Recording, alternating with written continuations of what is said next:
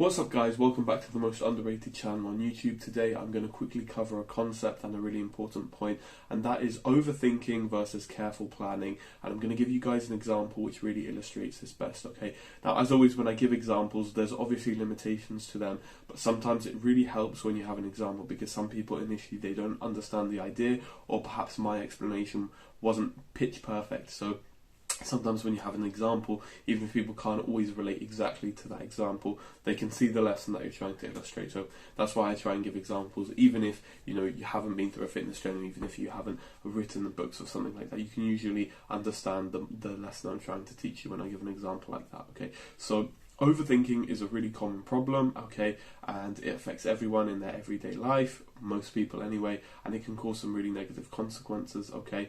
And careful planning is something that is really difficult to do when you're an overthinker, because you would assume that somebody who is overthinking, thinking all the time, would have a lot of mental energy to therefore create plans and implement them. However, that's usually the opposite of what's true. So usually people who are careful planners have very deliberately intended what they're going to focus on, and they just focus on those things. Now, they can get distracted, okay? I'm going to talk about the book Hyperfocus in another video, but again, we're just keeping things very simple here. So overthinkers and careful planners, so they are not the same.